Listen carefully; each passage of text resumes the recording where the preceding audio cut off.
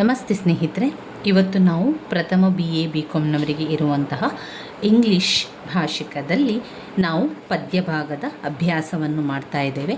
ಪರೀಕ್ಷೆಯ ತಯಾರಿಯಲ್ಲಿದ್ದೇವೆ. ಈಗಾಗಲೇ ಪರೀಕ್ಷೆಯ ಅಭ್ಯಾಸವನ್ನು ಮಾಡಿ ಭಾಗ 1ರಲ್ಲಿ ನಾವು ಯೂನಿಟ್ 1ರಲ್ಲಿ ಬಂದಿರುವಂತಹ ಪದ್ಯ ನಾಟ್ ಮಾರ್ಬಲ್ ನಾರ್ ದ ಗಿಲ್ಡೆಡ್ ಮಾನ್ಯುಮೆಂಟ್ಸ್ ಪದ್ಯದ ಸಂಪೂರ್ಣ ಕನ್ನಡ ಸಾರಾಂಶವನ್ನು ತಿಳ್ಕೊಂಡಿದ್ದೇವೆ. ಹಾಗೆಯೇ ನಿಮಗೆ ನಾನು ಇಂಗ್ಲೀಷ್ ಸಮ್ಮರಿಯನ್ನು ಕೂಡ ಕೊಟ್ಟಿದ್ದೇನೆ. ಅದನ್ನು ಸರಿಯಾಗಿ ಓದ್ಕೊಳ್ಳಿ. ತುಂಬಾ ಮುಖ್ಯವಾಗಿರುವಂತಹ ಪದ್ಯಗಳು ಇವೆಲ್ಲ ಕೂಡ ಮುಖ್ಯವಾಗಿರುವಂತಹ ಪದ್ಯಗಳು. ಇದರಲ್ಲಿ ನೀವು ಇಂಪಾರ್ಟೆಂಟ್ ಪದ್ಯ ಅಂತ ಕೇಳಿದರೆ ಖಂಡಿತವಾಗಿಯೂ ಸಾಧ್ಯ ಇಲ್ಲ.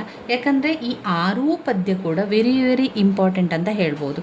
ಯಾಕಂದರೆ ನಾವು ಈಗ ಪದ್ಯದಿಂದ ಪ್ರಶ್ನೆಗಳು ಕೂಡ ಬರ್ತದೆ, ಸಂದರ್ಭ ಸ್ವಾರಸ್ಯದ ಪ್ರಶ್ನೆಗಳನ್ನು ಕೂಡ ಕೊಡ್ತಾರೆ. ಆದ್ದರಿಂದ ಅವರೇನು ಮಾಡ್ತಾರೆ ಅಂದರೆ ಈ 6 ಪದ್ಯಗಳಿಂದ 3 ಪದ್ಯಗಳಿಂದ ಸಂದರ್ಭ ಸ್ವಾರಸ್ಯದ ಪ್ರಶ್ನೆಗಳನ್ನು ಕೇಳ್ತಾರೆ. ಮತ್ತೆ 3 ಪದ್ಯಗಳಿಂದ ಅವರು ಪ್ರಶ್ನೋತ್ತರಗಳನ್ನು ಬರೀಲಿಕ್ಕಿರುವಂಥದ್ದು ಪ್ರಶ್ನೆಗಳನ್ನು ಕೇಳ್ತಾರೆ. ಆದ್ದರಿಂದ ನೀವು 6 ಪದ್ಯದ ಸಾರಾಂಶವನ್ನು ಸರಿಯಾಗಿ ಕಲಿತುಕೊಂಡ್ರೆ ಅಲ್ಲಿಯೇ ನಿಮಗೆ ಒಳ್ಳೆಯ ಅಂಕಗಳು, ಪಾಸಾಗುವಂಥ ಅಂಕಗಳೆಲ್ಲ ಸಿಗಲಿಕ್ಕೆ ಸಹಾಯ ಆಗ್ತದೆ ಎನ್ನುವ ಕಾರಣದಿಂದಾಗಿ ನಾನು ಹೇಳ್ತಾ ಇರುವಂಥದ್ದು. ಇನ್ನು ಗ್ರಾಮರ್ ನಿಮಗೆ ಓದ್ಕೊಳ್ಳಿಕ್ಕೆ ಕಷ್ಟ ಆಗ್ತಾ ಇದೆ ಅಂತಾದರೆ ಅದನ್ನು ಬಿಟ್ಟು ಉಳಿದಿರುವಂಥದ್ದು ಸಮ್ಮರಿಯನ್ನೆಲ್ಲ ಕಲ್ತ್ಕೊಂಡ್ರೂ ಕೂಡ ಸಾಕಾಗ್ತದೆ. ನಿಮಗೆ ಗ್ರಾಮರ್ ತುಂಬಾ ಸುಲಭ ಇದೆ, ಗ್ರಾಮರನ್ನು ಓದ್ಕೊಳ್ಬೋದು ಅಂತಾದರೆ ಇದರ ಜೊತೆಗೆ ಗ್ರಾಮರನ್ನು ಕೂಡ ಓದ್ಕೊಳ್ಳಿ. ಗ್ರಾಮರಲ್ಲಿ ಕೂಡ ಕೆಲವೊಂದು ಗ್ರಾಮರ್ಗಳನ್ನು ಸರಿಯಾಗಿ ಕಲ್ತ್ಕೊಂಡ್ರೆ ಸಾಕಾಗ್ತದೆ. ಇನ್ನು ಈ ಪದ್ಯದ ಭಾಗದಲ್ಲಿ ನಾವು ನೋಡಬೇಕಾಗಿರುವಂಥದ್ದು ಯೂನಿಟ್ 1ರಲ್ಲಿರುವಂಥ 2ನೆಯ ಪದ್ಯ let me not to the marriage of true minds ಎನ್ನುವಂತಹ ಪದ್ಯ. ಇದು ಕೂಡ ಸಾನೆಟ್ ಆಗಿರುವಂಥದ್ದು. ಯಾರು ಬರೆದಿದ್ದಾರೆ? ವಿಲಿಯಂ ಶೇಕ್ಸ್ಪಿಯರ್ ಅವರು. ವಿಲಿಯಂ ಶೇಕ್ಸ್ಪಿಯರ್ ಅವರು 2 ಪದ್ಯವನ್ನು ಬರೆದಿರುವಂಥದ್ದು. 2 ಪದ್ಯದಲ್ಲಿ not marble not the gilded monuments, ಮತ್ತೊಂದು let me not to the marriage of true mind ಎನ್ನುವಂಥದ್ದು. ಇದೆರಡೂ ಕೂಡ ಸಾನೆಟ್. ಹಲವು ಪ್ರಶ್ನೆ ಪತ್ರಿಕೆಗಳಲ್ಲಿ ನೀವು ನೋಡಿರ್ಬೋದು ಸೋನೆಟ್ನ ಬಗ್ಗೆ ಕೂಡ ಪ್ರಶ್ನೆಗಳು ಬಂದಿದೆ. ಸಾನೆಟ್ನ ಬಗ್ಗೆ ಪ್ರಶ್ನೆ ಕೇಳಿರುವಂಥದ್ದು ಅದು ಸಂದರ್ಭ ಸ್ವಾರಸ್ಯಕ್ಕೆ ಅಲ್ಲ, ಪ್ರಶ್ನೋತ್ತರದ ಭಾಗದಲ್ಲಿ ಅವರು ಕೇಳಿರುವಂಥದ್ದು. ಸೋನೆಟ್ನ ಬಗ್ಗೆ ವಿವರಿಸಿ, ಎಕ್ಸ್ಪ್ಲೇನ್ ವಾಟ್ ಈಸ್ ಸಾನೆಟ್ ಅಂತ ಕೇಳಿದ್ದಾರೆ ಅವರು. ನಾವು ಸಾನೆಟ್ನ ಬಗ್ಗೆ ಬರೀಬೇಕು. ಈ ಸಾನೆಟ್ನ ಬಗ್ಗೆ ನೀವು ಮೊದಲ ಪದ್ಯದಲ್ಲಿ ವಿಲಿಯಂ ಶೇಕ್ಸ್ಪಿಯರ್ ಅವರು ಬರೆದಿರೋ not marble not the gilded ಮಾನ್ಯುಮೆಂಟ್ಸ್ನಲ್ಲಿ ಸೋನೆಟ್ನ ಬಗ್ಗೆ ಸಂಪೂರ್ಣವಾಗಿ ಕೊಟ್ಟಿದ್ದಾರೆ ನೋಡಿ. ಪುಟ ಸಂಖ್ಯೆ 2ರಲ್ಲಿದೆ. ನಿಮ್ಮಲ್ಲಿ ಟೆಕ್ಸ್ಟ್ ಬುಕ್ ಇದ್ದರೆ ನೀವು ಅಲ್ಲಿ ಓದ್ಕೊಳ್ಬೋದು. ಇಲ್ಲಿ ಸಂಪೂರ್ಣವಾಗಿ ಸೋನೆಟ್ ಯಾವ ರೀತಿ ಬಂದಿದೆ ಎನ್ನುವಂಥದ್ದನ್ನು ಹೇಳಿದ್ದಾರೆ. ಮುಖ್ಯವಾಗಿ ಸೋನೆಟ್ ಎನ್ನುವಂಥದ್ದು 14 ಸಾಲುಗಳು ಹೊಂದಿರುವಂತಹ ಪದ್ಯ. 14 ಸಾಲುಗಳನ್ನು ಹೊಂದಿರುವಂತಹ ಪದ್ಯಕ್ಕೆ ಏನಂತ ಹೇಳುವಂಥದ್ದು? ಸೋನೆಟ್ ಅಂತ ಹೇಳುವಂಥದ್ದು. ಇಲ್ಲಿ ನೋಡಿ, ನಿಮಗೆ ಉದಾಹರಣೆ 1 2 3 4 5 6 7 8 9 10 11 12 13 14 ಸಾಲುಗಳುಳ್ಳಂತಹ ಪದ್ಯವೇ ಸೋನೆಟ್ ಆಗಿರುವಂಥದ್ದು. ಇದನ್ನು ನಿಮಗೆ ಇಲ್ಲಿ ಟೆಕ್ಸ್ಟ್ ಬುಕ್ಕಲ್ಲಿ ಕೊಟ್ಟಿದ್ದಾರೆ. ನಾನು ಕೂಡ ನಿಮಗೆ ತೋರಿಸ್ತೇನೆ ನೋಡಿ.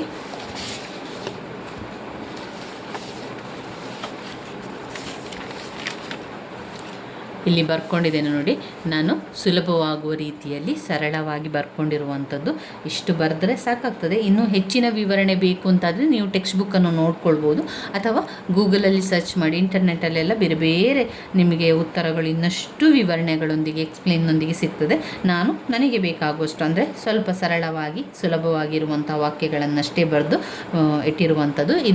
ನಾನು ಹೋಗಿ ಇದನ್ನೇ ಬರೆದಿರುವಂಥದ್ದು ಕೂಡ. ಇದನ್ನೇ ಸರಿಯಾಗಿ ಬಾಯ್ಪಾಠ ಮಾಡಿ ಹೋಗಿ ಕಲಿತು ಬರೆದಿರುವಂಥದ್ದು. ಸೋನೆಟ್ನ ಬಗ್ಗೆ ಪ್ರಶ್ನೆಗಳು ಬಂದಿತ್ತು. ಹಲವು ಸಲ ಪ್ರಶ್ನೆ ಪತ್ರಿಕೆಗಳಲ್ಲಿ ಕೇಳ್ತಾರೆ ಸೋನೆಟ್ನ ಬಗ್ಗೆ. ಆಗ ನೀವು ಇದನ್ನು ಸಂಪೂರ್ಣವಾಗಿ ಬರೀಬೇಕು. ಅಂದರೆ ಇಲ್ಲಿ ವಿವರಣೆ ಇರುವಂಥದ್ದು ಸೋನೆಟ್ ಅಂದರೆ ಏನು ಅಂತ.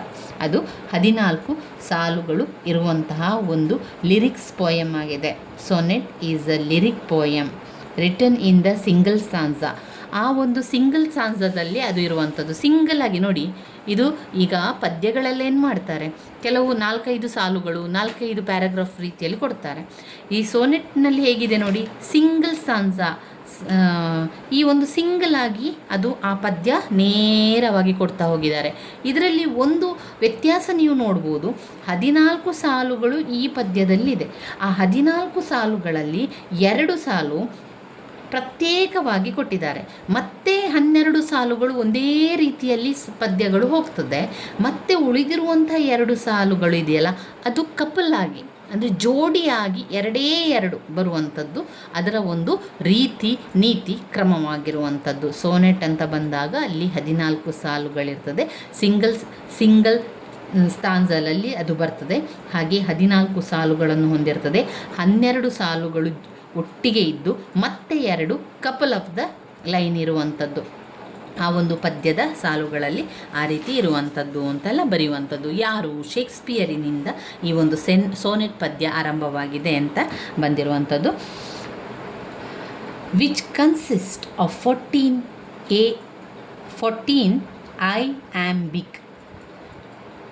iambic pentameter lines linked by.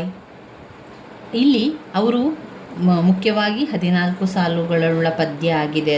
ಅದು ಒಂದೇ ರೀತಿಯಲ್ಲಿದ್ದು 2 ಕಪಲ್ ಆಗಿ ಹೋಗ್ತದೆ ಅದರಲ್ಲಿ.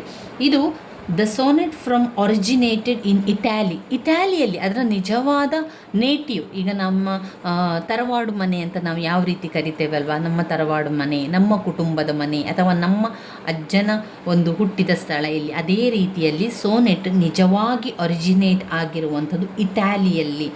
There are Shakespeare and Italian sonnet. ಅದರಲ್ಲಿ ಶೇಕ್ಸ್ಪಿಯರ್ ಕೂಡ ಆ ಒಂದು ಸೋನೆಟನ್ನು ಬರೆದಿರುವಂಥದ್ದು.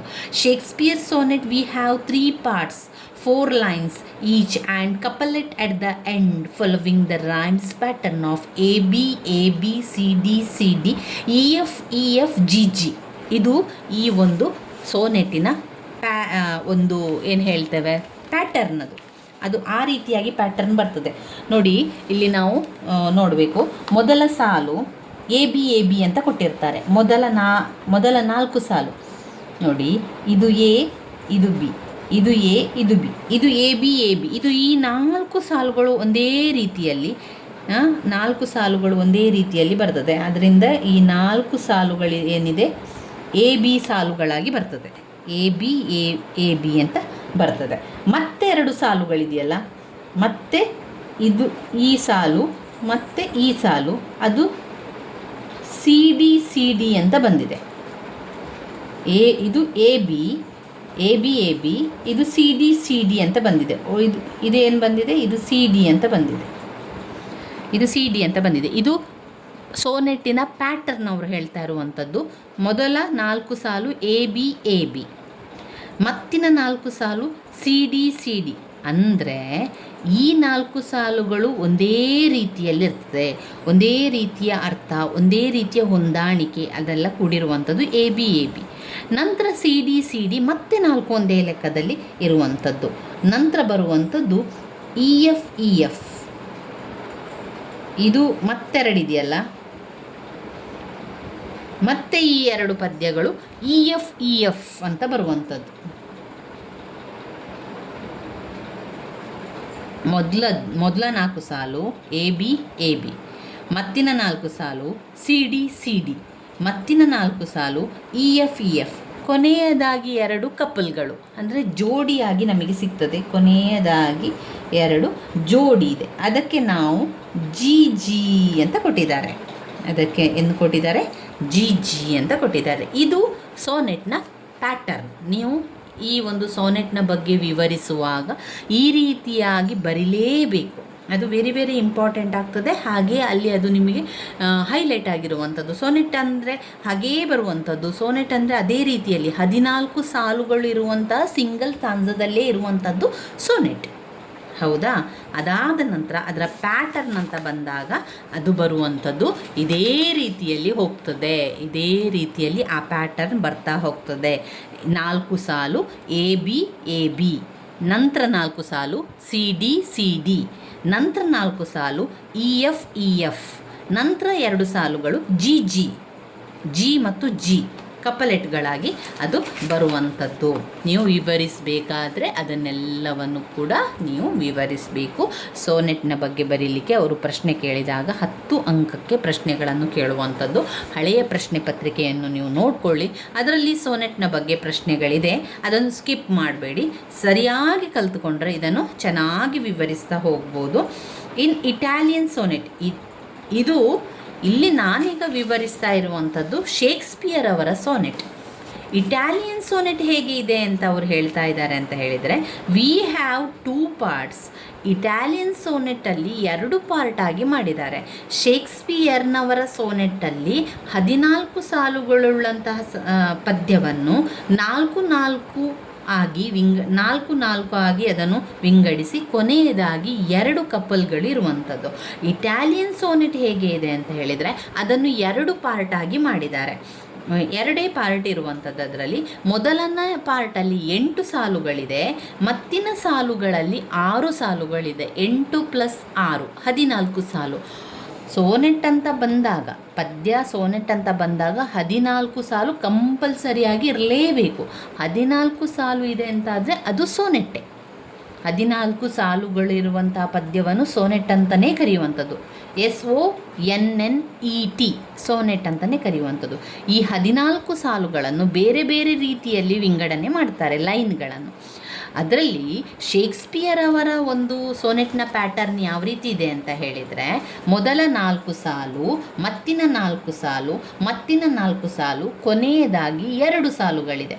ಮೊದಲ 4 ಸಾಲು ABAB, ಮತ್ತಿನ 4 ಸಾಲು CD ಮತ್ತಿನ 4 ಸಾಲು EF, ಕೊನೆಯದಾದ 2 ಸಾಲುಗಳು GG ಎಂದು ಅದನ್ನು ಪ್ಯಾಟರ್ನನ್ನು ಮಾಡಿದ್ದಾರೆ. ಇಟಾಲಿಯನ್ ಸೋನೆಟ್ನ ಪ್ಯಾಟರ್ನ್ ಅವರು ಯಾವ ರೀತಿ ಕೊಟ್ಟಿದ್ದಾರೆ, 14 ಸಾಲುಗಳನ್ನು 8 ಮತ್ತು 6 ಭಾಗಗಳಾಗಿ ವಿಂಗಡಿಸಿದ್ದಾರೆ. ಮೊದಲ 8 ಸಾಲು, ಮತ್ತಿನ 6 ಸಾಲು ಅಂತ ವಿವರಿಸಿದ್ದಾರೆ. This very Sonet has it own structure. ಆ ಒಂದು ಸೋನೆಟಲ್ಲಿ ಅದರದೇ ಆದ ಸ್ಟ್ರಕ್ಚರನ್ನು ಹೊಂದಿದೆ, ಸ್ವರೂಪತೆ, ಅದರದೇ ಆದ ಒಂದು ಸ್ವರೂಪವನ್ನು ಅದರಲ್ಲಿ ನಾವು ಕಾಣ್ಬೋದು. ಯಾವುದರಲ್ಲಿ? ಸೋನೆಟ್ಟಲ್ಲಿ. ಅದು ಯಾವುದೆಲ್ಲ ಇದೆ, ಇದೆಲ್ಲ ಕೂಡ ಅದರ ಸ್ಟ್ರಕ್ಚರ್ಗಳು. ಯಾವುದು? 1, 2, 3, 4, 5 and inference, comprising exposition, elaboration, exemplification and inference ಎನ್ನುವಂತಹ ಒಂದು 6 ಪಾಯಿಂಟ್ಸ್ಗಳನ್ನು ನೀವು ಬರೆದು ನಿಮ್ಮದೇ ಆದ ರೀತಿಯಲ್ಲಿ ವಿವರಿಸಿ ಸ್ವಲ್ಪ ನೀವು ಗೂಗಲಲ್ಲಿ ಸರ್ಚ್ ಮಾಡಿಕೊಂಡು ಅದರ ಬಗ್ಗೆ ತಿಳ್ಕೊಳ್ಬೋದು. ಸ್ಟ್ರಕ್ಚರ್ ಅಂತ ಬರಿಬೇಕು. ಸೋನೆಟ್ ಯಾವ ಸ್ಟ್ರಕ್ಚರಲ್ಲಿದೆ? ಸ್ಟ್ರಕ್ಚರ್ ಅಂದರೆ ಒಂದು ಸ್ವರೂಪದಲ್ಲಿದೆ, ಅದರ ಒಂದು ವೈಖರಿ ಅಂತ ಹೇಳ್ಬೋದು, ಸ್ವರೂಪ ಅಂತ ಹೇಳ್ಬೋದು, ಒಂದು ಅದರ ಒಂದು ಬಾಹ್ಯರೂಪತೆ ಎಲ್ಲ ಕೂಡ ಯಾವ ರೀತಿ ಕೂಡ ನೀವು ವಿವರಿಸ್ಬೋದು. ಸೋನೆಟ್ ಯಾವುದನ್ನೆಲ್ಲ ಒಳಗೊಂಡಿದೆ, 14 ಸಾಲುಗಳುಳ್ಳಂಥ ಸೋನೆಟ್ನಲ್ಲಿ ಇರುವಂಥ ವಿಚಾರಗಳೇನು ಅಂತ ಇರುವಂಥದ್ದು, ಅದು ತುಂಬಾ ವಿವರಿಸ್ತದೆ. ಅದು ನಮಗೆ ತುಂಬಾ ಅರ್ಥವಾಗುವಂಥ ರೀತಿಯಲ್ಲಿ ಹೇಳ್ತದೆ. ಅದೆಲ್ಲ ಕೂಡ ಅದರೊಳಗೆ ಬರುವಂತಹ ಒಂದು ಸ್ಟ್ರಕ್ಚರ್ ಆಗಿರುವಂಥದ್ದು. The first quatrain propose the theme, the second and third is enlarged exposition and couplet conclude the sonnet. ಅಂದರೆ ಇಲ್ಲಿ ಅವರು ಇನ್ನು ಅದನ್ನು ವಿವರಿಸುವಂಥದ್ದು. ಸ್ಟ್ರಕ್ಚರನ್ನು 6 ಸ್ಟ್ರಕ್ಚರನ್ನು ನಾವು ಬರೀಬೇಕು. ಕಪಲೆಟ್ ಏನು ಹೇಳ್ತದೆ ಅಂದರೆ ಒಂದು ಪದ್ಯದ ಎಂಡ್ ಕೊಡುವಂಥದ್ದು, ಕನ್ಕ್ಲೂಷನ್ ಮಾಡುವಂಥದ್ದು, ಕನ್ಕ್ಲೂಡ್ ಕೊಡುವಂಥದ್ದು ಯಾವುದು? ಕಪಲೆಟ್. ಕಪಲೆಟ್ ಅಂದರೆ ಯಾವುದು? GG 2 ಇದೆ ಅಲ್ಲ, ಕೊನೆಯದಾದ 2 ಕಪಲೆಟ್ ಇದೆ. ಆ ಪದ್ಯವನ್ನು ಎಂಡ್ ಮಾಡ್ತದೆ, ಆ ಪದ್ಯಕ್ಕೆ ಕನ್ಕ್ಲೂಷನ್ ಕೊಡ್ತದೆ. ಶೇಕ್ಸ್ಪಿಯರ್ ಸೋನೆಟ್ನ ಪ್ಯಾಟರ್ನಲ್ಲಿ 3 ಪಾರ್ಟ್ 4 ಲೈನ್ ಈಚ್ ಆಗಿ 3 ಪಾರ್ಟ್ ಮಾಡಿದ್ದಾರೆ. ಮತ್ತು 2 ಕಪಲೆಟ್ಗಳಿರುವಂಥದ್ದು. ಕಪಲೆಟ್ನ ಆ ಪದ್ಯದ ಒಂದು ಎಂಡ್ ಮಾಡುವುದು, ಕನ್ಕ್ಲೂಡ್ ಮಾಡುವಂಥದ್ದು. ಫಸ್ಟ್ ಕ್ವಾಟ್ರೈನ್, ಫಸ್ಟ್ ಆರಂಭದಲ್ಲಿ ಯಾವುದನ್ನು ವಿವರಿಸ್ತಾ ಇದ್ದಾರೆ ಅಂತ ಅವರು ಹೇಳಿದರೆ, ಅವರು ಎನ್ಲಾರ್ಜ್ ಮಾಡುವುದು, ಎಕ್ಸೆಂಪ್ಲಿಟಿ, ಎಕ್ಸ್ಪೊಸಿಷನ್, ಅದನ್ನೆಲ್ಲ ಇದರಲ್ಲಿ ಈ ಸಾಲುಗಳು ಒಟ್ಟು 14 ಸಾಲುಗಳಿದೆಯಲ್ಲ, ಅದರಲ್ಲಿ 12 ಸಾಲುಗಳು ಕೂಡ ಈ ಒಂದು ಸ್ಟ್ರಕ್ಚರ್ಗಳನ್ನೆಲ್ಲ ವಿವರಿಸ್ತದೆ. ಅದು ಕಂಪ್ರೈಸ್ ಮಾಡುವಂಥದ್ದು, ಎಕ್ಸ್ಪೊಸಿಷನ್ ಮಾಡುವಂಥದ್ದು, ಆಮೇಲೆ ಎಲೊಬರೇಷನ್ ಮಾಡುವಂಥದ್ದು, ಎಕ್ಸೆಂಪ್ಲಿಫಿಕೇಷನ್ ಮಾಡುವಂಥದ್ದು, ಇನ್ಫ್ಲುಯೆನ್ಸ್, ಇದೆಲ್ಲ ಕೂಡ ಯಾವುದರಲ್ಲಿದೆ 12 ಸಾಲುಗಳಲ್ಲಿ ಕೂಡ ವಿವರಿಸ್ತಾ ಸಿಗ್ತದೆ. ಮತ್ತು ಕೊನೆಯದಾದ 2 ಸಾಲಿದೆಯಲ್ಲ, ಅದನ್ನು ಸೋನೆಟ್ಟಿನ ಕನ್ಕ್ಲೂಡ್ ಮಾಡುವ ಭಾಗ ಅಂತ ಹೇಳ್ತೇವೆ. ಅದು ಎಂಡ್ ಆಗ್ತದೆ ಅಲ್ಲಿಗೆ ಅಂತ ಇಲ್ಲಿ ಅವರು ವಿವರಿಸುವಂಥದ್ದು. ಇದೇ ರೀತಿ ಸೋನೆಟನ್ನು ವಿವರಿಸ್ತಾ ಹೋದರೆ ಆಯಿತು. ನಿಮಗೆ ಒಮ್ಮೆ ಅರ್ಥ ಆದರೆ ಅದನ್ನು ನಿಮಗೆ ಬರಿತಾ ಹೋಗ್ಲಿಕ್ಕಾಗ್ತದೆ. ಪ್ಯಾಟರ್ನನ್ನು ಸರಿಯಾಗಿ ಬರಿಬೇಕು. ನೀವು ಪ್ಯಾಟರ್ನ್ ಬರೆದು ನೀವು ಈ ರೀತಿ ಪದ್ಯವನ್ನು ಬರಿಬೋದು. ಅಂದರೆ ಪದ್ಯ ಬರಿಬೇಕು ಅಂತಾದರೆ ನೀವು ಹೀಗೆ XXX ಅಂತ ಹಾಕ್ಬೋದು. XX ಅಂತ ಹಾಕಿ ಈ 4 ಸಾಲುಗಳು 4 ಲೈನ್ ಈಚ್ ಆಗಿ ಅದನ್ನು ವಿಂಗಡಣೆ ಮಾಡಿರುವಂಥದ್ದನ್ನು ಹೇಳ್ಬೋದು. AB AB, CD CD, EF EF EF EF, ಆಮೇಲೆ GG ಎನ್ನುವಂಥದ್ದು, ಕೊನೆಯದಾಗಿ 2 ಸಾಲುಗಳಿರುವಂಥದ್ದು. ಅದು ಇದರ ಪ್ಯಾಟರ್ನ್ ಅಂತ ನೀವು ವಿವರಿಸಬೇಕು. ನೋಡ್ಕೊಳ್ಳಿ ಸೊನೆಟ್ನ ಒಂದು ಯಾವ ರೀತಿ ಬರಿಬೋದು ಅಂತ. ಪ್ರಶ್ನೆಗಳು ಬರ್ತದೆ, ತುಂಬ ಸುಲಭ ಇದೆ, ಅರ್ಥ ಮಾಡ್ಕೊಳ್ಳಿ. ಅವರ ಪ್ಯಾಟರ್ನೆಲ್ಲ ಬರಿತಾ ಹೋದರೆ ಆಯಿತು. ಆಮೇಲೆ ಅದರಲ್ಲಿರುವಂಥ 6 ಸ್ಟ್ರಕ್ಚರನ್ನು ನೀವು ಕೆಳಗೆ ಬರ್ಕೊಳ್ಳಿ. ಆವಾಗ ನಿಮಗೆ ಪುಟ ಜಾಸ್ತಿ ಆಗ್ತದೆ. 1.5 ಪುಟದಷ್ಟು 2 ಪುಟದಷ್ಟೆಲ್ಲ ಬರೀಲಿಕ್ಕೆ ಸಾಧ್ಯ ಆಗ್ತದೆ. ನೀವು ಬರೀಬೇಕು ಸೋನೆಟ್ನ ಸ್ಟ್ರಕ್ಚರ್ ಅಂತ ಹೇಳಿ. ಇದನ್ನು 6 ಸಾಲುಗಳಲ್ಲಿ ಕೆಳಗೆ ಬರಿತಾ ಹೋಗಿ, ನಂತರ ಆ ಸ್ಟ್ರಕ್ಚರನ್ನು ಒಂದೊಂದಾಗಿಯೇ ಏನು ಅಂತ ವಿವರಿಸ್ತಾ ಹೋಗಿ. ನೀವು ಒಮ್ಮೆ ಅದನ್ನು ಸರ್ಚ್ ಮಾಡ್ಕೊಳ್ಳಿ, ಇದರ ಅರ್ಥ ಏನು ಅಥವಾ ಯಾವ ರೀತಿ ವಿವರಿಸಬೇಕು ಅಂತ ನೋಡ್ಕೊಳ್ಬೋದು. ಆ ರೀತಿಯಾಗಿ ಮಾಡ್ತಾ ಹೋದರೆ ಆಯಿತು. ಇದು ಸೋನೆಟ್ನ ಬಗ್ಗೆ ಆಯಿತು. ಇನ್ನು ನಮಗೆ ಈ ಸೋನೆಟಲ್ಲಿ ಮತ್ತೊಂದು ಪದ್ಯ, ವಿಲಿಯಂ ಶೇಕ್ಸ್ಪಿಯರ್ ಅವರ ಮತ್ತೊಂದು ಪದ್ಯ ಇದೆಯಲ್ಲ, ಅದನ್ನು ಕೂಡ ನೋಡ್ಕೊಳ್ಳೋಣ ನಾವು ಇವತ್ತು. Let me not to the marriage of true minds. ಇಲ್ಲಿ ನೋಡಿ, ಇದು ಕೂಡ ಸೋನೆಟ್. ಇಲ್ಲಿ ನಿಮಗೆ ಕೂಡ ಗೊತ್ತಾಗ್ತದೆ ನೋಡಿ, 1 2 3 4 ಈ 4 ಸಾಲುಗಳು AB ಆಯಿತಾ. ಈ 4 ಸಾಲುಗಳೇನು ಹೇಳಿ, CD, AB AB, CD CD. ಮತ್ತು ಈ 4 ಸಾಲುಗಳೇನು, EF EF EF. ಮತ್ತು ಈ 2 ಸಾಲುಗಳೇನು, GG ಅಂತ ಬರುವಂಥದ್ದು. ಇದು ಸೋನೆಟ್ನ ಪ್ಯಾಟರ್ನ್, ಶೇಕ್ಸ್ಪಿಯರ್ ಮಾಡಿರುವ ಸೋನೆಟ್ನ ಪ್ಯಾಟರ್ನ್. ಇಟಾಲಿ ಸೋನೆಟಿನ ನಿಜವಾದ ತವರು ಮನೆ, ಅಂದರೆ ತರವಾಡು ಮನೆ ಇಟಲಿ. ಅದು ಒರಿಜಿನೇಟ್ ಆಗಿರುವಂಥದ್ದು ಇಟಾಲಿಯಲ್ಲಿ ಸೋನೆಟ್ನ ಪ್ಯಾಟರ್ನ್ ಯಾವ ರೀತಿ ಇದೆ ಹೇಳಿ. 8 ಸಾಲುಗಳು ಮತ್ತು 6 ಸಾಲುಗಳಾಗಿ ವಿಂಗಡಿಸಿದ್ದಾರೆ. 14 ಸಾಲುಗಳು, ಒಟ್ಟು 14 ಸಾಲುಗಳಿದೆ. 14 ಸಾಲುಗಳಿದೆ. ಅದರಲ್ಲಿ ಮೊದಲ 8 ಸಾಲು ಮತ್ತಿನ 6 ಸಾಲುಗಳಾಗಿ ಮಾಡಿದ್ದಾರೆ. ಅದು ಇಟಾಲಿಯನ್ ಸೋನೆಟಲ್ಲಿ. ಆದರೆ ಶೇಕ್ಸ್ಪಿಯರ್ ಅವರ ಸೋನೆಟಲ್ಲಿ ಆ ರೀತಿ ಮಾಡಿಲ್ಲ. ಇದು ಇಟಾಲಿ ಸೋನೆಟಲ್ಲಿ ಈ ರೀತಿ ಇರುವಂಥದ್ದು ಆಯಿತಾ. ಈಗ ನಾವು ಈ ಪದ್ಯದ ಕಡೆಗೆ ಹೋಗುವ. Let me not to the marriage of true mind, ಇದರ ಒಂದು ಸಾರಾಂಶವನ್ನು ತಿಳ್ಕೊಳ್ಳುವ. ವಿಲಿಯಂ ಶೇಕ್ಸ್ಪಿಯರ್ ಅವರು ಬರೆದಿದ್ದಾರೆ. ಇಲ್ಲಿ ಲೇಖಕರು ಪ್ರೀತಿಯ ಬಗ್ಗೆ ಹೇಳ್ತಾ ಇದ್ದಾರೆ, ಪ್ರೀತಿಯ ಬಗ್ಗೆ ವಿವರಿಸ್ತಾ ಇದ್ದಾರೆ. ಒಂದು ನಿಜವಾದ ಪ್ರೀತಿಯ ಬಗ್ಗೆ ಇಲ್ಲಿ ಅವರು ಎಕ್ಸ್ಪ್ಲೇನ್ ಮಾಡುವಂಥದ್ದು. ನಮ್ಮೊಳಗೆ ನಿಜವಾದ ಪ್ರೀತಿ ಇದೆ ಅಂತಾದರೆ ಅದನ್ನು ಕಿತ್ಕೊಳ್ಳಿಕ್ಕೆ ಯಾರಿಂದಲೂ ಸಾಧ್ಯ ಇಲ್ಲ. ನಮ್ಮೊಳಗೆ ನಿಜವಾದ ಪ್ರೀತಿ ಇದೆ, ಅದು ಶಾಶ್ವತವಾಗಿರ್ತದೆ. ಅದು ನಿಜವಾದ ಪ್ರೀತಿ ಅಂತಾದರೆ ಅದು ಶಾಶ್ವತವಾಗಿರ್ತದೆ.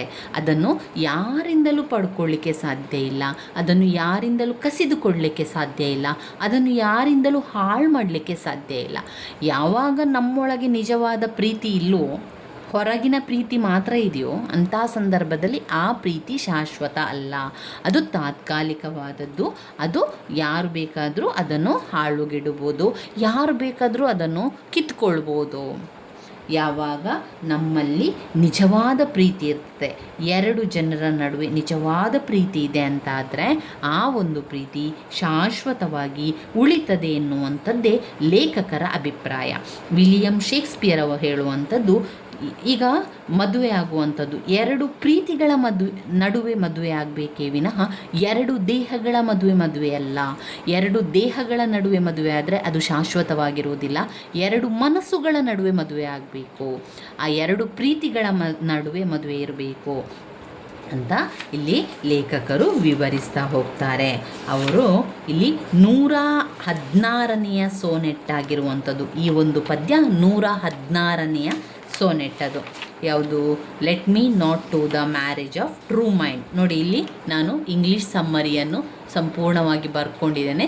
ತುಂಬಾ ಸುಲಭವಾಗಿರುವಂತಹ ಒಂದು ಸಮ್ಮರಿಯಾಗಿದೆ ಇದು. ಇದರಲ್ಲಿ 2 ಪುಟದಷ್ಟು ನಾನು ಸಮ್ಮರಿಯನ್ನು ಬರ್ಕೊಂಡಿದ್ದೇನೆ. ನೀವು ಉತ್ತರ ಪತ್ರಿಕೆಯಲ್ಲಿ ಬರಿಬೇಕಾದ್ರೆ ಸಾಧಾರಣವಾಗಿ ಇದು 3-3.5 ಪುಟದಷ್ಟು ನಮಗೆ ಉತ್ತರಗಳಾಗಿ ಆಗ್ತದೆ. ಯಾಕಂದರೆ ಇಲ್ಲಿ ನಾನು ಹತ್ತಿರದಲ್ಲಿ ಬರೆದಿದ್ದೇನೆ, ಚಿಕ್ಕದಾಗಿ ಬರ್ಕೊಂಡಿದ್ದೇನೆ. ನೀವು ಉತ್ತರ ಪತ್ರಿಕೆಯಲ್ಲಿ ಬರೆಯುವಾಗ ಸ್ವಲ್ಪ ದೊಡ್ಡದಾಗಿ ಬರ್ಕೊಳ್ಳಿ. ಹಾಗೆ ಪ್ಯಾರಾಗ್ರಾಫ್ ರೀತಿಯಲ್ಲಿ ಬರೀರಿ ಅಥವಾ ಪಾಯಿಂಟ್ಸನ್ನು ಮಾಡಿಕೊಂಡು ಬರೀರಿ. ನನ್ನ ಪ್ರಕಾರ ನೀವು ಪಾಯಿಂಟ್ಸ್ ಆಗಿ ಮಾಡಿಕೊಂಡು ಬರಿತಾ ಹೋಗೋದೇ ತುಂಬಾ ಒಳ್ಳೆಯದು. ಆವಾಗ ಬೇಗ ನೆನಪಲ್ಲಿ ಕೂಡ ಉಳಿತದೆ. ನೀವು ಒಂದೊಂದು ಪ್ಯಾರಾಗ್ರಾಫಿಗೂ ಒಂದೊಂದು ಪಾಯಿಂಟ್ಸ್ ಅಂತ ಹಾಕ್ಕೊಳ್ಳಿ.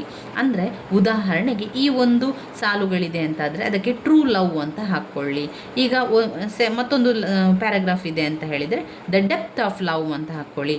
ಆಮೇಲೆ ಮತ್ತಿನ ಸಾಲುಗಳಿಗೆ ಏನು ಹಾಕ್ತೀರಾ, ಅಲ್ಲಿರುವಂಥ ಯಾವುದಾದ್ರೂ ಒಂದು ವಿಚಾರವನ್ನು ತಗೊಂಡು ಅದನ್ನು ವಿವರಿಸ್ತಾ ನೀವು ಆ ಒಂದು ಪಾಯಿಂಟ್ಸ್ ಆಗಿ ಕೂಡ ವಿವರಿಸ್ತಾ ಹೋಗ್ಬೋದು. In these lines William Shakespeare says that there cannot be any obstacle in the union of mind of the person who are true to each other. ನಿಜವಾಗಿ ಇಬ್ಬರ ನಡುವೆ ಟ್ರೂ ಫ್ರೆಂಡ್ಶಿಪ್ ಅಥವಾ ಟ್ರೂ ಲವ್ ಇದೆ ಅಂತ ಆದರೆ ಅಲ್ಲಿ ಯಾವುದೇ ಅಡೆತಡೆ ಬರುವುದಿಲ್ಲ. ಆಬ್ಸ್ಟ್ಯಾಕಲ್ ಅಂದರೆ ಅಡೆತಡೆ. ನಾನಿಲ್ಲಿ ಕೆಲವೊಂದು ಇಂಗ್ಲೀಷ್ ವರ್ಡಿಗೆ ಕನ್ನಡವನ್ನು ಬರ್ಕೊಂಡಿದ್ದೇನೆ. ಯಾಕಂದರೆ ನಮಗೆ ಅರ್ಥ ಆಗಲಿ, ಓದಬೇಕಾದ್ರೆ ನಿಮಗೆ ಏನಾದರೂ ಒಂದು ಅರ್ಥ ಆಗ್ತಾ ಇಲ್ಲ ಅಂತಾದರೆ ಆ ತಕ್ಷಣವೇ ನೀವೇನು ಮಾಡಬೇಕು, ಡಿಕ್ಷನರಿಯನ್ನು ತಗೊಂಡು ಆ ಒಂದು ವರ್ಡಿನ ಅರ್ಥ ಏನು ಅಂತ ಅಲ್ಲಿ ಬರಿಬೇಕು. ಈಗ ಆಬ್ಸ್ಟ್ಯಾಕಲ್ ಅಂತ ನನಗೆ ಅರ್ಥ ಆಗಲಿಲ್ಲ ಅಂಥ ಸಂದರ್ಭದಲ್ಲಿ ನಾನು ಏನು ಮಾಡಿದೆ, ಇಂಗ್ಲೀಷ್ ಗೈಡ್, ಇಂಗ್ಲೀಷ್ ಡಿಕ್ಷನರಿಯನ್ನು ಓಪನ್ ಮಾಡಿದೆ, ಅಡೆತಡೆ ಅಂತ ಬಂತು. ಆವಾಗ ನಮಗೆ ಬೇಗ ಅರ್ಥ ಆಯಿತು ಅಲ್ವಾ. ಆ ಒಂದು ವಿಚಾರ, ಆ ಒಂದು ಸಾಲು ನಮಗೆ ಬೇಗ ಅರ್ಥ ಆಗ್ತದೆ. ಯಾವಾಗ ನಿಮಗೆ ಒಂದೊಂದು ವರ್ಡ್ ಅರ್ಥ ಆಗ್ತಾ ಇಲ್ವೋ ಇಮಿಡಿಯೇಟ್ಲಿ ಆಗಲೇ, ಯಾವಾಗ ನಿಮಗೆ ಅರ್ಥ ಆಗಲಿಲ್ವೋ ಆವಾಗಲೇ ಅದರ ಅರ್ಥವನ್ನು ನೋಡ್ಕೊಳ್ಬೇಕು. ಒಂದು ವೇಳೆ ನಿಮಗೆ ಅರ್ಥ ಆಗಲಿಲ್ಲ ಮತ್ತೆ ನೋಡ್ಕೊಳ್ಳುವ, ನಾಳೆ ನೋಡ್ಕೊಳ್ಳುವ ಅಂತ ಹೇಳಿದರೆ ನಿಮಗೆ ಯಾವ ಸಾಲುಗಳು ಕೂಡ ಪೂರ್ತಿಯಾಗಿ ಅರ್ಥ ಆಗೋದಿಲ್ಲ. ಈ ರೀತಿಯಾಗಿ ಮಾಡಿಕೊಂಡ್ರೆ ಕೂಡಲೇ ನಿಮಗೆ ಆ ಸಾಲುಗಳು ಅರ್ಥ ಆಗ್ತದೆ. ಇಲ್ಲಿ ಲೇಖಕರು ವಿಲಿಯಂ ಶೇಕ್ಸ್ಪಿಯರ್ ಏನು ಹೇಳ್ತಾ ಇದ್ದಾರೆ, ನಿಜವಾದ person who are true to each other, ಒಬ್ಬರಿಗೆ ಒಬ್ಬರು ಸತ್ಯವಾಗಿರ್ತಾರೋ, ಒಬ್ಬರಿಗೆ ಒಬ್ಬರು ನಂಬಿಕಸ್ಥರಾಗಿರ್ತಾರೋ ಅವರು ಒಬ್ಬರಿಗೊಬ್ಬರು ಪ್ರೀತಿಸ್ತಾ ಇದ್ದಾರೆ. ಟ್ರೂ, ನಿಜವಾದ ಪ್ರೀತಿ ಅವರೊಳಗೆ ಇದೆ ಅಂತ ಹೇಳಿದರೆ ಅಲ್ಲಿ ಅಡೆತಡೆಗಳು ಬರುವುದಿಲ್ಲ. ಅಡೆತಡೆಗಳು ಬಂದರೂ ಕೂಡ ಆ ಪ್ರೀತಿ ಹಾಳಾಗುವುದಿಲ್ಲ. ಆ ಪ್ರೀತಿಗೆ ಅಡೆತಡೆಗಳು ಬಂದರೂ ಕೂಡ ಅದು ಕೊನೆಗೊಳ್ಳುವುದಿಲ್ಲ. ಅದು ನಿಜವಾದ ಪ್ರೀತಿ. Here in this line, marriage is signifying union, friendship and understanding. It is marriage of true minds and not to the marriage of bodies. William Shakespeare ಅವರು ಇಲ್ಲಿ ವಿವರಿಸ್ತಾ ಇರುವಂಥದ್ದು ಮದುವೆ ಎನ್ನುವಂಥದ್ದು ಒಂದು ಫ್ರೆಂಡ್ಶಿಪ್, ಅದು ಒಂದು ಬಾಂಧವ್ಯ, ಅದು ಒಂದು ಒಗ್ಗಟ್ಟು, ಅದು ಒಂದು ಅರ್ಥ ಮಾಡಿಕೊಳ್ಳುವಿಕೆ, ಒಬ್ಬರಿಗೊಬ್ಬರು ಅರ್ಥ ಮಾಡುವಂಥದ್ದು, ಒಬ್ಬರಿಗೊಬ್ಬರು ಅಂಡರ್ಸ್ಟ್ಯಾಂಡ್ ಮಾಡಿಕೊಳ್ಳುವಂಥದ್ದು, ಒಬ್ಬರಿಗೊಬ್ಬರು ಫ್ರೆಂಡ್ಶಿಪ್, ಅದು ಒಂದು ಗೆಳತಿಯಾಗಿರುವಂಥದ್ದು. It is the marriage of true minds. ಇದು ನಿಜವಾದ ಎರಡು ಮನಸ್ಸುಗಳ ನಡುವೆ ನಡೆಯುವಂತಹ ಮದುವೆ. ನಿಜವಾದ ಮದುವೆ ಆಗಬೇಕು ಅಂತಾದರೆ ಎರಡು ಮನಸ್ಸುಗಳ ನಡುವೆ ಮದುವೆ ಆಗಬೇಕೇ ವಿನಃ ಎರಡು ಬಾಡಿ, ಎರಡು ದೇಹಗಳ ನಡುವೆ ಮದುವೆ ಆದರೆ ಅಲ್ಲಿ ಯಾವುದೇ ರೀತಿಯ ಅಂಡರ್ಸ್ಟ್ಯಾಂಡಿಂಗ್ ಇಲ್ಲ, ಯಾವುದೇ ರೀತಿಯ ಫ್ರೆಂಡ್ಶಿಪ್ ಇಲ್ಲ, ಯಾವುದೇ ಯೂನಿಯನ್ ಕೂಡ ಅಲ್ಲಿ ಇಲ್ಲ.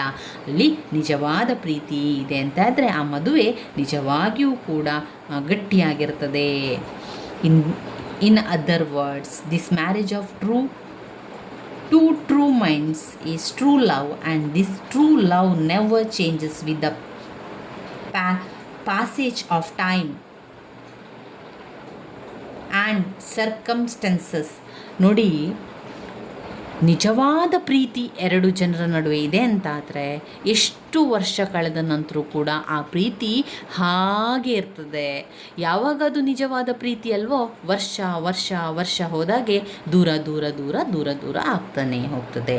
ಆ ಎರಡು ಜನರ ನಡುವೆ ಈಚ್ ಅದರ್ ಇಬ್ಬರ ನಡುವೆ ನಿಜವಾದ ಪ್ರೀತಿ ಇದೆ ಅಂತಾದರೆ ಅದು ಯಾವತ್ತೂ ಇದೇ ರೀತಿಯಲ್ಲಿರ್ತದೆ. ಎಷ್ಟು ವರ್ಷ ಪಾಸಾದರೂ ಕೂಡ, ಎಷ್ಟು ಟೈಮ್ ಪಾಸಾದರೂ ಕೂಡ, ಎಷ್ಟೂ ಜೀವನ ಬದಲಾವಣೆ ಆದರೂ ಕೂಡ ಅವರ ನಡುವಿನ ಪ್ರೀತಿ ಇದೇ ರೀತಿಯಾಗಿರ್ತದೆ. ಯಾವಾಗ ಬದಲಾವಣೆ ಆಗ್ತದೆ? ನಿಜವಾದ ಪ್ರೀತಿ, ಟ್ರೂ ಮೈಂಡ್, ಟ್ರೂ ಲವ್ ಅವರ ನಡುವೆ ಇಲ್ಲ ಅಂತ ಆದರೆ ವರ್ಷ ಹೋದಂತೆ ಅವರ ಮನಸ್ಸು ದೂರ ಆಗಿರ್ತದೆ, ಅವರು ದೂರ ಆಗಿರ್ತಾರೆ, ಅವರ ಪ್ರೀತಿ ದೂರ ಆಗಿರ್ತದೆ, ಎಲ್ಲವೂ ಕೂಡ ದೂರ ಆಗಿರ್ತದೆ. ಅದು ನಿಜವಾದ ಪ್ರೀತಿ ಅಲ್ಲ. ಅದು ನಿಜವಾದ ಪ್ರೀತಿ ಅಲ್ಲ. ಟ್ರೂ ಲವ್ ಅಲ್ಲ ಅಂತ ಲೇಖಕರು ಇಲ್ಲಿ ವಿವರಿಸ್ತಾ ಇರುವಂಥದ್ದು.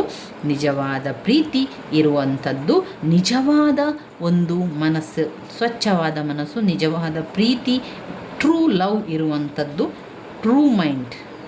The poet has explained true love in the very free way, expressing his faith in the power of true love. Faith ಅಂದರೆ ನಂಬಿಕೆ, power of true love. ನಿಜವಾದ ಪ್ರೀತಿಯ ಪವರ್, ನಿಜವಾದ ಪ್ರೀತಿಯ ಶಕ್ತಿ ಏನು? ನಿಜವಾದ ಪ್ರೀತಿಯ ಶಕ್ತಿ ನಂಬಿಕೆ ಇರಬೇಕು. ಒಬ್ಬರಿಗೊಬ್ಬರು ನಂಬಿಕೆ ಇರಬೇಕು. ಅದು ನಿಜವಾದ ಪ್ರೀತಿ. The poet says that there can be no obstacle in the union of true lover. True love is unchanging. ನಿಜವಾದ ಪ್ರೀತಿ ಬದಲಾವಣೆ ಆಗೋದಿಲ್ಲ. ಒಂದು ವೇಳೆ ನಿಜವಾದ ಪ್ರೀತಿ ಬದಲಾವಣೆ ಆಯಿತಾ, ಅದು ನಿಜವಾದ ಪ್ರೀತಿಯೇ ಅಲ್ಲ. ನಿಜವಾದ ಪ್ರೀತಿ ಇದ್ದರೆ ಬದಲಾವಣೆ ಆಗ್ತಾನೇ ಇರಲಿಲ್ಲ. ಯಾವಾಗ ಅಲ್ಲಿ ಬದಲಾವಣೆ ಆಯಿತು, ಅದು ನಿಜವಾದ ಪ್ರೀತಿ ಅಲ್ಲ.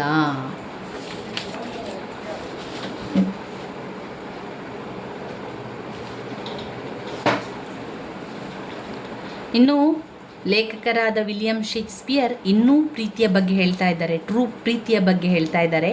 True love never yields before anybody. ನಿಜವಾದ ಪ್ರೀತಿ ಯಾರೋ ಹೇಳಿದರು, ಏನೋ ಹೇಳಿದರು, ಅವರ ಬಗ್ಗೆ ತಪ್ಪಾಗಿ ಹೇಳಿದರು ಅಂತ ಹೇಳಿದ ಕೂಡಲೇ ನಿಜವಾದ ಪ್ರೀತಿ ಅದು ಕಟ್ಟಾಗುವುದಿಲ್ಲ. ನಿಜವಾದ ಪ್ರೀತಿ ಎಂಡ್ ಆಗುವುದಿಲ್ಲ, ಅದು ಹಾಳಾಗುವುದಿಲ್ಲ.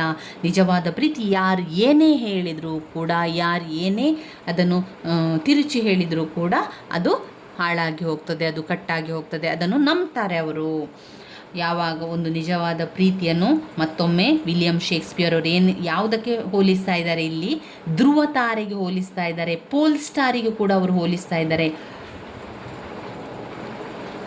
ವಿಲಿಯಂ ಶೇಕ್ಸ್ಪಿಯರ್ ಅವರು ನಿಜವಾದ ಪ್ರೀತಿ ಎನ್ನುವಂಥದ್ದು pole star, POLESTAR, pole star ಅಂದರೆ ನಮ್ಮ ಆಕಾಶದಲ್ಲಿ ನಮಗೆ ತುಂಬ ಪ್ರಕಾಶಮಾನವಾಗಿ ಕಾಣುವಂಥ ಒಂದು ನಕ್ಷತ್ರ, ಅದು ಧ್ರುವ ನಕ್ಷತ್ರ. ಅದಕ್ಕೆ ಹೋಲಿಸ್ತಾ ಇದ್ದಾರೆ. ಧ್ರುವ ನಕ್ಷತ್ರ ಎಷ್ಟು ಪ್ರಕಾಶಮಾನವಾಗಿ ಹೊಳಿತದೋ, ಶೈನಿಂಗ್ ಕೊಡ್ತದೋ, ಅದರಂತೆ ನಮ್ಮ ನಿಜವಾದ ಪ್ರೀತಿ ಇದೆಯಲ್ಲ, ಅದು ಪೋಲ್ ಸ್ಟಾರ್. ನಿಜವಾದ ಪ್ರೀತಿ, true love to the sun and pole star.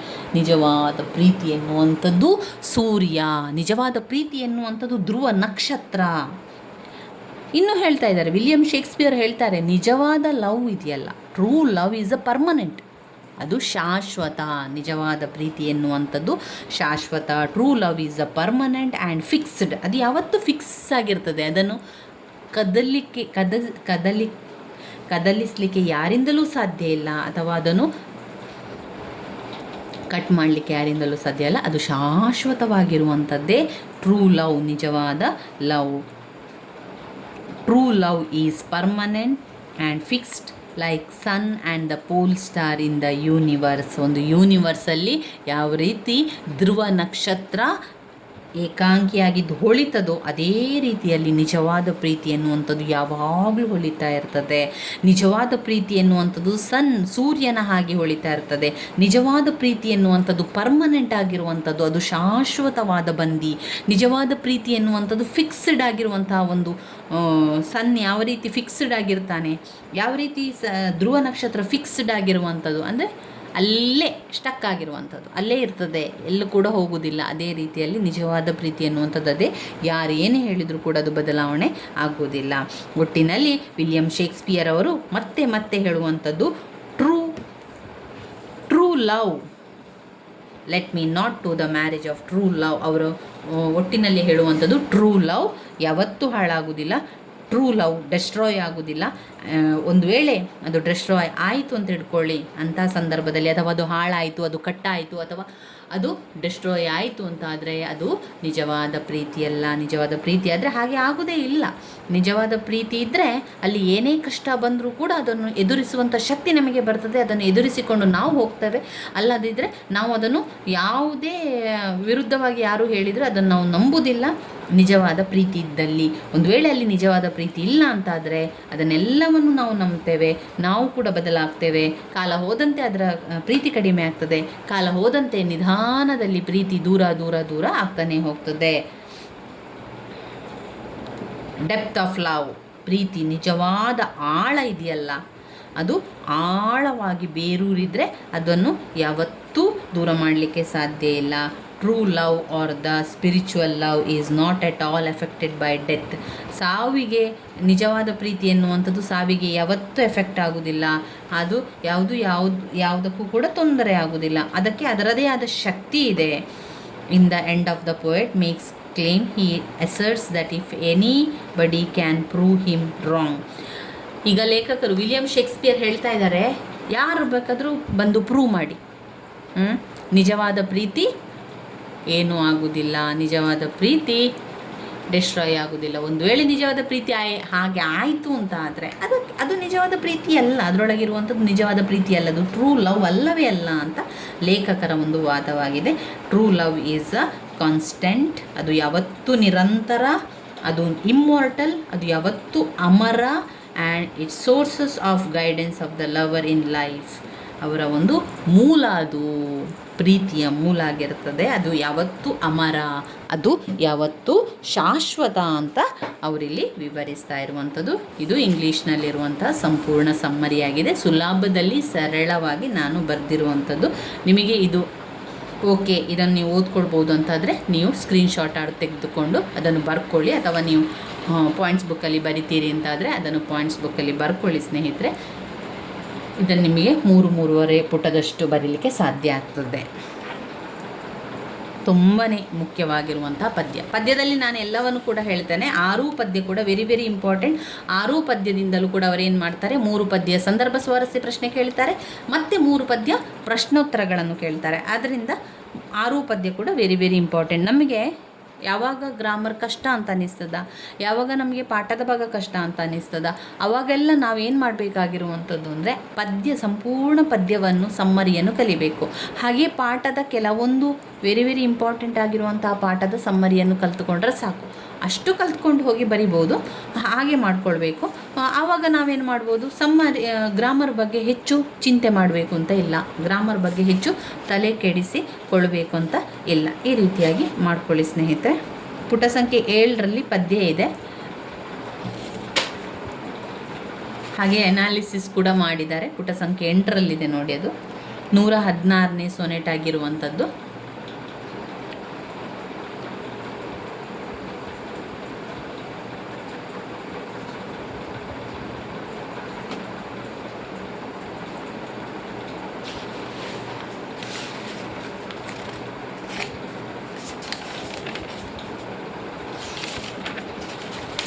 ಇನ್ನು ಮುಂದಿನ ವಿಡಿಯೋದಲ್ಲಿ ನಾವು ಯೂನಿಟ್ 2 ಸೆಲೆಕ್ಷನ್ ಫ್ರಮ್ ಗ್ರೇಸ್ ಎಲಿಜಿ ಅಂದರೆ ಶೋಕಗೀತೆ ಅಂತ ಬರ್ತದೆ. ತುಂಬ ದುಃಖದ ಹಾಡೋದು ಎಲಿಜಿ, ಶೋಕಗೀತೆ. ಥಾಮಸ್ ಗ್ರೇ ಅವರು ಬರೆದಿರುವಂತಹ ಎಲಿಜಿ ಆಗಿರುವಂಥದ್ದು. ಎಲಿಜಿಯನ್ನು ನಾವು ಮುಂದಿನ ವಿಡಿಯೋದಲ್ಲಿ ತಿಳ್ಕೊಳ್ಳುವ. ಅದರ ಸಾರಾಂಶವನ್ನು ಕೂಡ ಕೊಡ್ತೇನೆ, ಅದರ ಕನ್ನಡ ಸಾರಾಂಶವನ್ನು ಕೂಡ ನಿಮಗೆ ತಿಳಿಸ್ಕೊಡ್ತೇನೆ. ಮೊದಲಿಗೆ ನಮಗೆ ಕನ್ನಡದಲ್ಲಿ ಸಂಪೂರ್ಣವಾಗಿ ಪದ್ಯ ಅರ್ಥ ಆದ ನಂತರ ನಾವೇನು ಮಾಡಬೇಕು, ಇಂಗ್ಲೀಷ್ ಸಮ್ಮರಿಯನ್ನು ಓದ್ಕೊಳ್ಬೇಕು. ಆವಾಗ ನಮಗೆ ಬೇಗನೆ ಅರ್ಥ ಆಗ್ತದೆ. ಅದರ ಜೊತೆಗೆ ನೆನಪಲ್ಲಿ ಕೂಡ ಉಳಿಲಿಕ್ಕೆ ಸಹಾಯ ಆಗ್ತದೆ ಸ್ನೇಹಿತರೆ. ಈ ರೀತಿಯಾಗಿ ಮಾಡಿಕೊಂಡು ಓದ್ಕೊಳ್ಳಿ. ಇನ್ನು ನಿಮ್ಮ ತಯಾರಿಯನ್ನೆಲ್ಲ ಆರಂಭಿಸಿ, ನಿಧಾನ ಮಾಡಬೇಡಿ. ಪ್ರತಿಯೊಂದು ಇದನ್ನು ಪಾಠಗಳ ಸಮ್ಮರಿಯನ್ನೆಲ್ಲ ಓದ್ಕೊಳ್ಳಿ. ನಿಮಗೆ ಈಗಾಗಲೇ ಇದು ಪ್ಲೇಲಿಸ್ಟಲ್ಲೆಲ್ಲ ಇದೆ, ಅದನ್ನೆಲ್ಲ ನೀವು ನೋಡ್ಕೊಳ್ಬೋದು. ನನ್ನ ವೀಡಿಯೋಸ್ ಎಲ್ಲ ನಿಮಗೆ ಇಷ್ಟ ಆಗಿದ್ದರೆ ಲೈಕ್ ಕೊಡಿ, ಶೇರ್ ಮಾಡಿ, ಸಬ್ಸ್ಕ್ರೈಬ್ ಮಾಡಲಿಕ್ಕೆ ಮರಿಬೇಡಿ. ಧನ್ಯವಾದಗಳು.